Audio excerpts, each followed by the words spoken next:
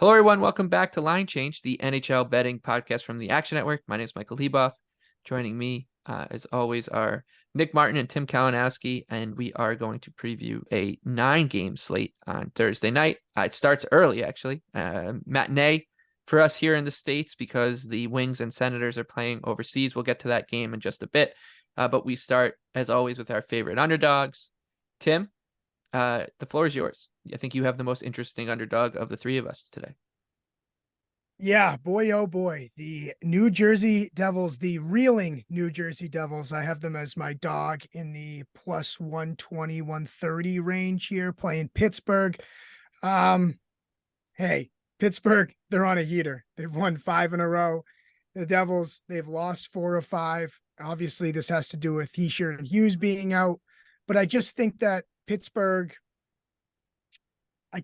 teams are closer than the line indicates, and you're just getting the Devils at an underdog price. I'm just kind of like willing to roll the dice. I don't love a lot of the dogs on this board. I'll get to it, but I actually like the over the best in this game. So if I kind of work backwards from liking the over, then I think that the Devils can do their fair share and score. And why not that team to maybe win in overtime? So I feel bad. I have the floor first here, and it's kind of just a numbers play. And like, oh boy, here we go. I'll take the Devils as a dog with a Penguins team that's really hot. Let's see how this goes.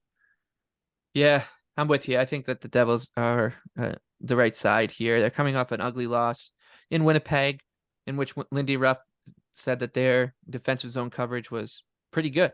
And then everybody else said, I don't know about that. That said, I just think that this team they're not playing great without Hughes and Hischier, but that shouldn't be a surprise to anybody. That's their biggest strength as a team, that 1-2 punch. And the defensive numbers are going to tank a little bit when you take your best two-way forward out and you take the guy who has the puck on a stick more than anybody out of the lineup. But I just still think the ceiling is much higher for this Devils team, even without Hughes and Hischier, than this line indicates. They need to get a save somewhere, and I think just a tactical nuance to this one is that you're talking about a Penguins team that does still struggle in transition and defending zone entries. And even without Hughes and Hischier, like the Devils should have guys that could at least threaten Pittsburgh. Like you said, it's pretty ugly for the underdogs on Thursday night. So maybe we're stretching a bit here to find some value on the Devils, but I think it's Nick, the right side regardless in this matchup. I think so. And you can talk about like obviously we've hammered the case home how crucial those two guys are, but you would still have to think, and it's kind of funny hearing Ruff say that. I mean, maybe they were a little better in the Jets game last night, but like I think you'd have to say they haven't played a very good team game without those two guys, right? Like it's a good excuse, but it's like getting to the point where it's a little far. And we early on in the year they kind of looked a little chaotic and kind of weren't entirely humming, and it seems like that's kind of carried into this now, and now they're not finding ways to win those games. So I think you're getting an okay number with the Devils, but I don't love it. And also Malkin is sick. Yep. And he's day-to-day. Yeah, missed today's practice with a. And I don't think Hughes is 100% ruled out. So yeah, like if you're getting plus 124 and you lucked out on both of those, you could be pretty happy with that number, I think. So yeah. And maybe it's contagious. Maybe the Malkin is contagious. Well, and you'd think like the rest of the Devils, like this should be the floor as bad as they should be without Hughes and Hischier, which I think is kind of Mike's point. But yeah, I think Devils are past, but the underdog I landed on was Chicago. Not too thrilled with it. They're plus 154 hosting the Lightning. This is just trying to beat the Lightning again more than anything. It's at home. Connor Bedard's humming. Absolutely makes Chicago a more interesting team as an underdog. I do wonder if like the same logic that we just talked about with the Devils kind of applies to the Lightning here too, which is that we've probably seen the bottom of where they're at this season, and they could at least start to improve a little bit, but I'll test those waters. I think the Chicago team's been pretty good as a big underdog. They've already beat Tampa once this season, so yeah, and another chance to play Corey Perry as an anytime goal scorer against his former team. Nick, anything for you here on Tampa and Chicago.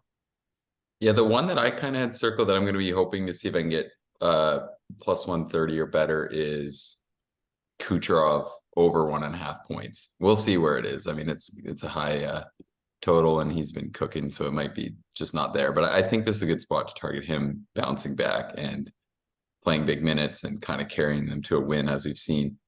And yeah, I agree. The Lightning, it's just, I don't even know like what the floor is though, because it just seems like every regular season Hedman struggles more and more and they just keep playing in big minutes and that top pair is getting caved in and there's kind of more flaws around the lineup. So we'll see, like maybe they'll kind of get a run going with as he gets back. And now Johansson's kind of struggling more, which everyone expected, but the defensive play has been pretty shaky the entire season. So we'll see. Yeah.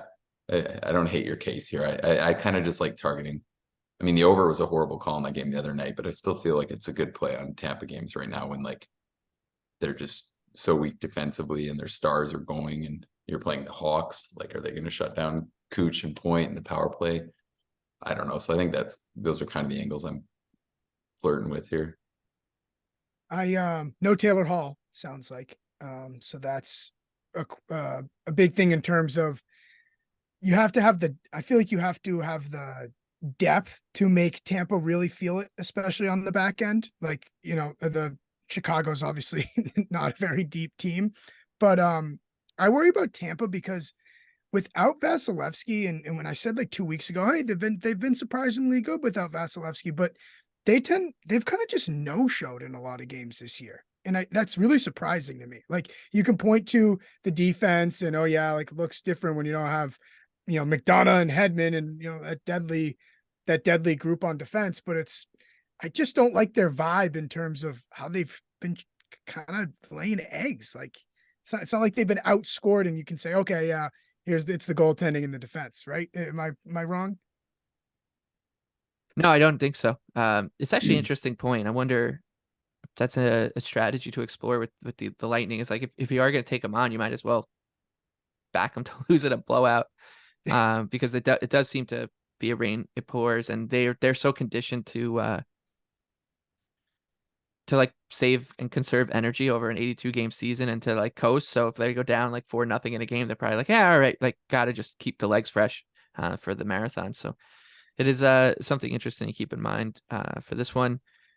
Nick, your underdog here. Another one where I think It's a little dull. Yeah, it's on the It's fade the Coyotes. It's a barely an underdog. So I was almost expecting more heat from you guys, but I think that this slate is a little, I don't know. There wasn't very many appealing ones. So I just think that this is the right spot to bet the Blue Jackets to end the slump. Like, they've kind of started trending in the right direction. I think these are comparable teams right now, which I know that's selling our Yotes short, but they really haven't been that convincing lately, right? Like, they found a way to get the point out of Dallas, which is awesome. We'll take it. It's one banked, but it doesn't feel like they've been earning this. It feels like their even strength play is coming down to earth. And Columbus they're kind of sneaky deep. Like, I kind of like in terms of they have so many of those. They don't have many stars, but they have a lot of matchups I think they can win versus Arizona. So I just look at them. They have 12 of the same guy. That's what it's so true. And you look at their lineups and it's every night, like one guy's fourth line, one guy's third line. Like, it's just completely shuffled and they're trying to find something that works. But I almost think versus Arizona, that gives them a better chance to have that working and hanging in those minutes if they can keep the Coyotes power play in check. That would go a long way. So, and I just kind of like the spot. It's kind of a feel thing that it just seems like the one where they're going to get out of this slump. I don't think they're just going to be, a joke the rest of the year. So I like it. It's a little lame. It might probably pick them most places tomorrow, but I think it has to be done. Yeah, and it's the old kind of what narrative do you want to weave out of a couple games from the Blue Jackets where they played pretty well against much better opposition, but then blew it. Like they gave up a very, very late equalizer to the Rangers and then lost in a shootout, and they were trading back and forth with the leads back and forth with the Penguins the other night. And then just Sidney Crosby's hat trick ended up being the difference there. So do you give the Blue Jackets credit for putting up decent fights against those kind of teams, a red hot Penguins team and a Rangers team that is looking like a President's Trophy contender, or do you say it just shows the flaws that they couldn't beat those teams and hold on to the lead? I tend to always lean towards the former. Yeah, and like I feel like it's one of those things in the NHL, you always see this where teams kind of like press and they have two good performances and then they bring the same game and then they get rewarded. Like it feels like they're that team right now that's kind of trending towards finally getting this victory, and that their game has picked up a hair in the Rangers and Penguins contest. So I like the spot, and I think it's time to bet the Blue Jackets even against it's time to bet the Blue Jackets, baby. Says who? Their last pod saying they were the only Eastern team that I has. Well, that's how you know. That's when you know. Yeah. When you say a team's dead, that's when you know it's time to bet them. Well, and East versus West too. That is, I haven't looked this year. It feels more even, but the last few years, it is a factor that the West is just so much weaker when you get into these types of matchups where it's like, okay, maybe you ship Columbus into the bottom of the Central Division and they look a little more respectable. It's not a matter of, it's not a lack of effort for Columbus. And I think that's like what is I think Leboff, like why I lean towards what you said. And like, I think it's encouraging. I think this season, there's been a lot of times we have the Sharks for sure, but like, oh, the league, the bottom of the league is so bad and the top of the league is so good. I don't think that's this season. I think the bottom of the league has a lot of parity and they're like not that bad. Yep. So I think that, the Yotes are kind of all the Yotes, the Blue Jackets, St. Louis, like they're all kind of like in this group to me of like, yeah, they're just kind of gonna beat up on each other. It's a huge group that's like that. Like we talked about the other day, there's only 3 or whatever teams in Nashville, Seattle. Like, yeah. Yeah, definitely. Who's the second worst team in the league? I have no idea. Yeah, right. You're right. Chicago. I guess it's Chicago, but like I guess it's I don't know, but they've had such a hard schedule and they've been really, I guess. Yeah. It's the Islanders. I mean, it might be Columbus. Could be Columbus, could be the Islanders. All the teams were betting. Could be the Habs. Like it's weird. All right. Onto the big board now. Like I said, we'll save the wings and sends till the end of the show as a part of the best bet segment. So we'll start with Vegas in Montreal. Vegas minus 218 visiting Center Bell. Habs plus 180 at home. A total of 6. This looks very uninteresting to me. I think as just a betting matchup.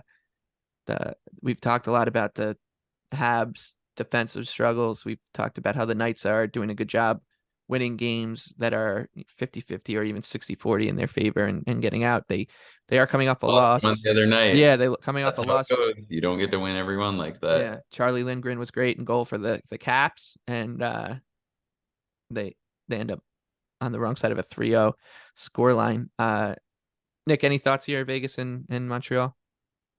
Well, I mean, Montreal, you could maybe say is starting to look a little more respectable. They played Vegas really competitively in Vegas 3 weeks ago or whatever that was. So I don't know. I don't think I want to lay it with Vegas here. It feels like Montreal are as bad as I like to say they've been. They're getting strong goaltending. They're finding a way to hang around, and they're actually picking up their level a little bit here, I think, too.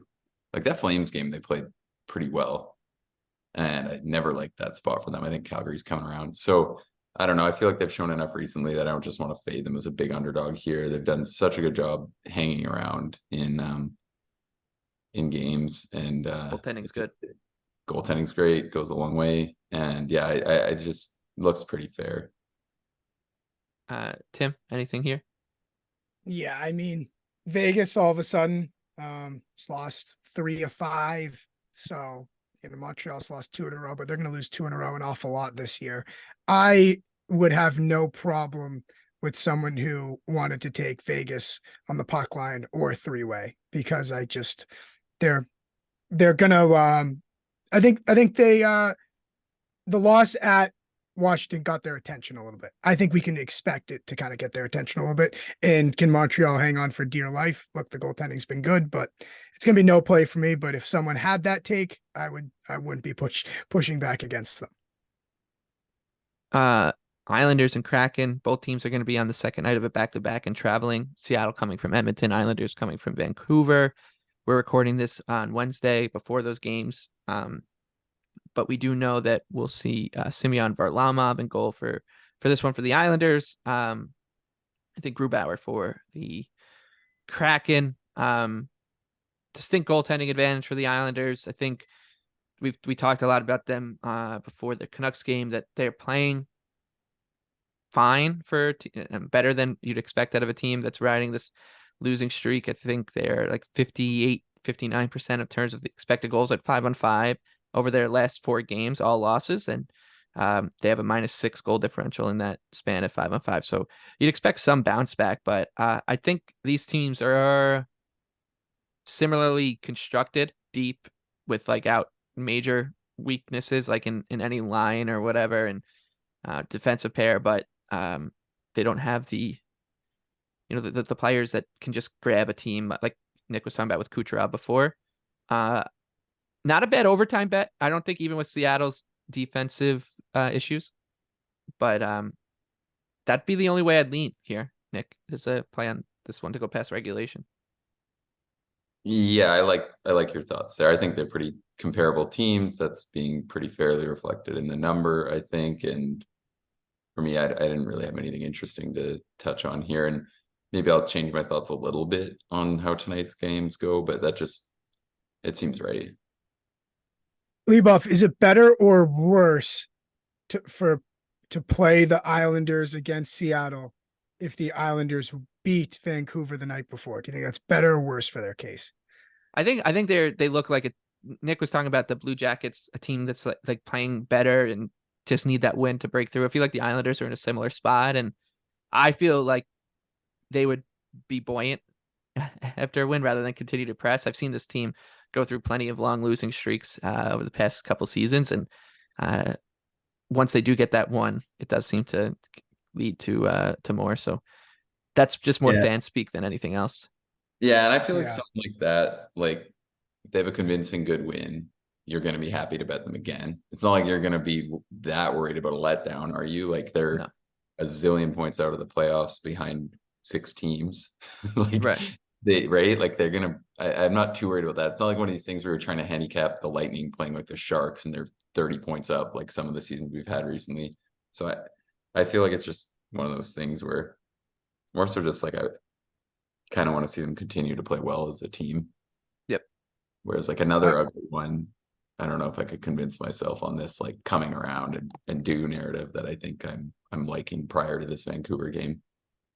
They neither of these teams score, so the total sitting at 6. I'm wondering though, off back-to-back, both of them playing back-to-backs here, if that would help the over possibly. So I'm just intrigued about what it looks like, and if it's going to be a game that helps me, that is a bit of a lullaby at 10 o'clock or is not. Yeah, it's if you want to have some fun with it, you can usually get like exact score line 0-0 at 70-1, if on the 60-minute line, or 1-0 either way for 70-1.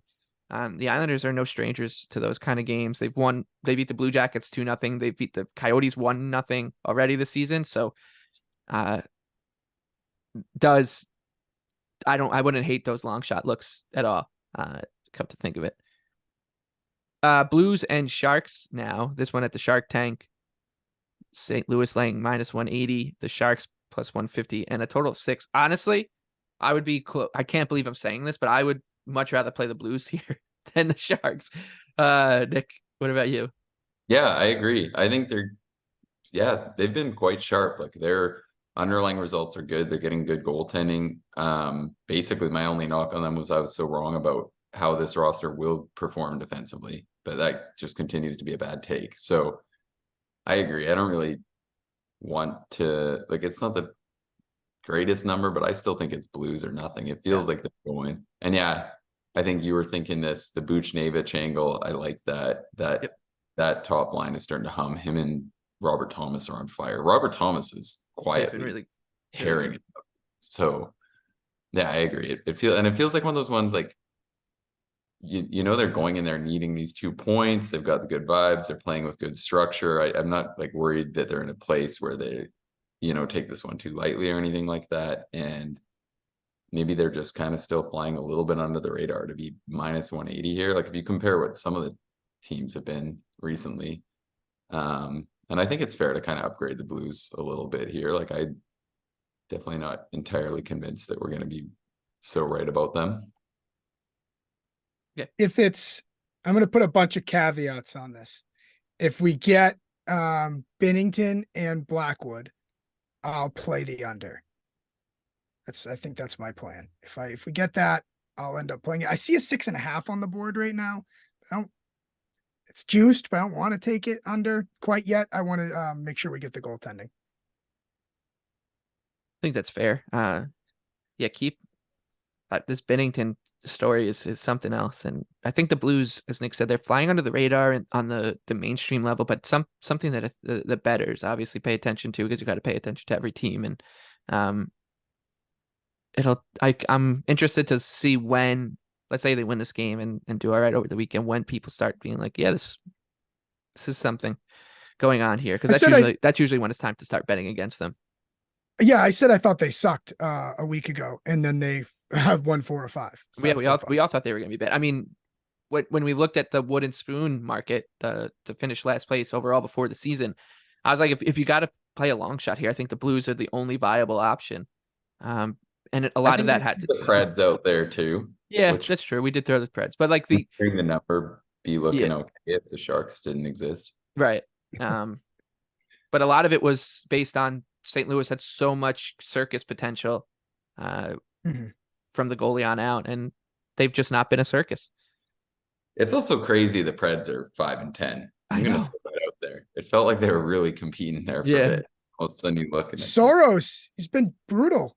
Yeah, it's crazy. He's waiting to pack his bags for his trade to the Devils. Panthers and Kings to wrap up this section. The Cats are plus 114, continue to do their thing. The Kings looking fine. They're minus 135 at home and a total 6.5. I think when you take away home ice advantage, and Florida's still dealing with some injuries on the back end, so you take away 20 cents from this Kings price and get minus 115 on a neutral ice. I think that's maybe a little cheap on Los Angeles, but it's not enough for me to play it here. I think that these are two really good teams playing good stuff, and both can score. Both are scoring. I'm just going to stay away here, Tim. Yeah, we went through this whole thing. It's a show about bets, and every single one we're like, oh, I don't see it. I don't see it. And sometimes that is the way to play it. That's correct. The sharp thing to do is to say pass, but I'm not built like that. I don't have that discipline. So I'm going to play the Kings here. They just lost to Philly and Pittsburgh. Florida on a big time heater. Good for them. LA, I think you can bank on getting a real good effort for them. From them. So I'm going to take the Kings. Yeah, I love this game. I think this is going to be such a fun matchup. Like they're both playing fast paced. Kings are looking really good off the rush. They're creating chances all over. They got 3 lines looking good. And I love these ones where like I don't think either of these teams are coming out sitting back or anything like that. They're both kind of coming into this in good form, which I think this is a good shot prop game. Like I'll definitely be posting my favorite ones. The one I'm starting to get interested in, he completely let us down in San Jose, Tim, but I think Sam Bennett, if his number just keeps regressing, like he's been such a volume shooter, and he's like that line with Verhaeghe and Tkachuk is going to just generate shots at such a high rate. So he could be. We had the wrong Sam. Yes. The other night, because Reinhart had like 20 shots. Oh, he's just on fire. But I mean, the rest of the line came through in that game. We got some of our stuff, so that was good. But he's kind of the first one that jumps out to me. These ones are just tough though, because you're trying to estimate the shot props and they're not out yet, but he's kind of one I have circled. Or I mean, you could go with Rodriguez too. That line has been insane. Barkov and Reinhardt that line has the best goal differential in the league, which is pretty interesting. Yeah, I agree. I think I'll definitely be watching this one, and I think coming up with my favorite props for it for sure. Okay, best bets now for Thursday night. a reminder that we will likely be back on Monday and then again Wednesday next week as the NHL goes dark on Tuesday, Thursday for American Thanksgiving. Tim, we spoke about this game already a bit, so we'll let you get it started with your favorite bet Thursday night. Favorite bet, Devils Penguins over. Both those teams, they shoot a lot, they score a lot, and they're, especially the Devils, not great on the back end. So I think that thing goes over. Okay, I'll take us to Sweden now. The Wings are even money against the Senators on neutral ice. The Sens are technically the home team. They're minus 120 and a total of 6.5. I like this game to go to overtime. I think that on a bigger sheet of ice, which Tim was in the lab, it does look like we'll be playing on not an NHL rink, if I'm not mistaken here, Tim. Yeah. And go on. My bad. I was going to give you a Vici Arena real quick here. Yes, please. They are had to go on the Google meters to feet here. So Vici Arena, excuse me, 196. Wow. Excuse me. Avicii Arena, 196 by 98. NHL rink, 200 by 85. So a little bit wider rink there in Sweden. I also looked at games over in Europe in the last, since 2017, like the new age of the NHL. 6 overs, 4 unders, 2 pushes. And then I got to this game and I said, I would like this over if it was played in North America. So I'm going to take it as well. I don't know what you do with those numbers, but that was how I spent my afternoon. Yeah, I mean, like if you look at the Olympic stuff though, it gets so much lower, which scares me a bit, like looking at a 12-game sample, with the thinking being that you can't challenge D in the tough areas of the ice as often, so the turnovers aren't as bad, which is why sometimes like it doesn't get as high scoring as people think. Like you have more ice to work with, but you also don't turn the puck over as much because you have more space in most spots. So I don't know. I agree. I think I like it on the teams, but I kind of want to see. I feel like I'm going to end up betting all these Sweden games just to have, like, I love watching hockey during the day, right? So I think I'll throw it while you're on this too. The Leafs opening number I thought was playable on some of the books. I would play them to minus 150 on Friday. So I'll throw that out there. I thought that was a little, like, they haven't been that bad, right? We haven't thrown them games in a row. Good, yeah.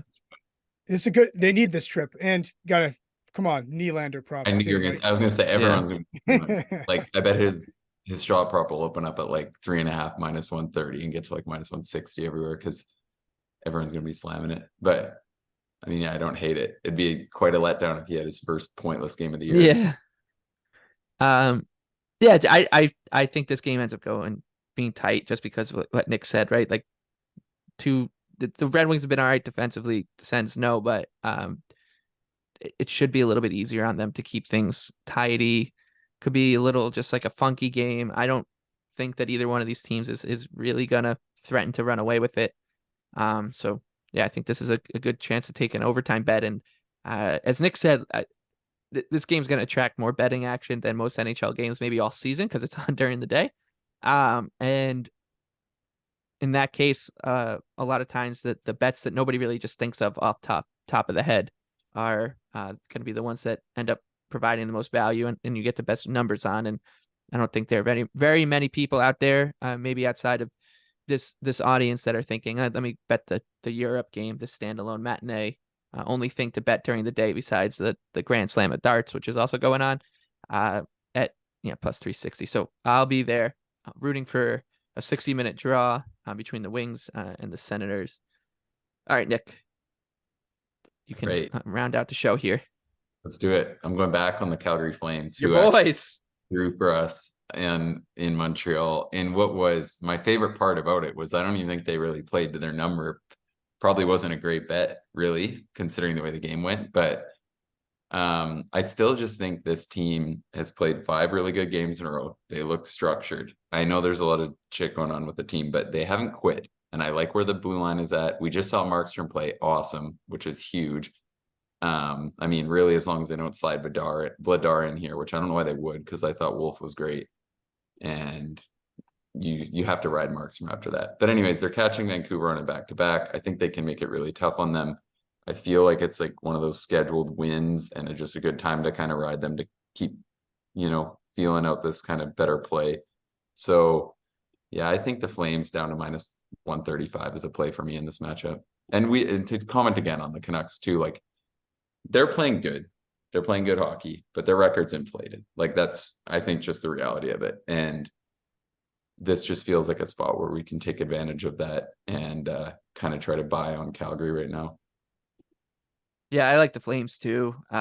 DeSmith, it'll be Casey DeSmith in goal for the Canucks, and he's been really good. But when the other option is Thatcher Demko, who's played the best of probably any goalie in the NHL, maybe Jeremy Swayman and Jordan Binnington are the only two that can contend in that conversation right now.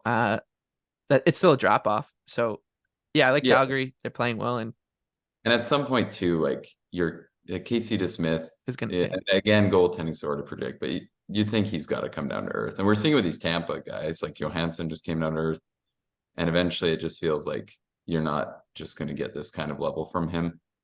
So yeah, I think it's a good spot. You could probably even just pick some Flames shooters too. It just looks like one to me. I just hate these because Calgary always just finds a way to make it close, but I just feel so confident that they're going to come out and control more of the play here that I'm like, okay, I want this number. I want to take the back-to-back spot. Yep. Yeah. Let's do it. We want to fade Vancouver because, like you said, the record's been inflated. Any graph you look at, the luck box, all this, Vancouver is, an aberration. They've been doing way better than they should, which is a compliment to the team, but it's a great spot to fade them, I feel like, because we're fading them. And also you can say no one would blame them if they struggled in this back-to-back. And that makes me feel good. Like we're not saying like, oh, idiots, dud, they'll lay an egg. It's, no one would blame them, right? The built-in excuse game. Yes. For the Vancouver Canucks. Unless they get smoked tonight by the Isles. Yeah, watch out for those Isles, baby. Bo Horvat's revenge game is going to just absolutely getting smoked by the Islanders right now is losing 3-2 in overtime. I didn't, as much as we pumped up that bet, I think it's a great bump bet. If the Isles come out and like smoke, like I like it because I'm expecting a game that is 50-50 and I want to take the Isles chances in that. I'm not liking it because I think there's a world they win like 5-0, but who knows? I'm gonna throw out one more too here that a lot of 6.5s on the board here, a lot of 6.5 totals. I'm gonna play the total goals in the day over for a little. I think you should be the Sweden series, the global series totals guy, Tim. You got to get everyone study that. Yeah. Well, how do you not take an over at 2 in the afternoon Eastern time? Like that's how I'm going to be celebrating this. But seriously, I am going to play the the Grand Salami total goals on Thursday over and just have an NHL party. Someone's got some listeners got to total up all of my prop records from the standalone games when it's like Sunday morning, Saturday morning, because I think it might be worse than the other ones. I'm not sure. It feels like there's been a few I've reached on this year that haven't quite worked out. Our first episode ever where we were previewing games, Nick, was right before the Predators and Sharks and in overseas. And we were talking about Tomas Hertl putting on for his boys in Prague, and he was like at plus 130. So yeah, and I like the Sharks in that game too. And I feel like the Predators were up 3-0 within like 30 seconds. It felt like both games went under 6. Hertl's prop off the board.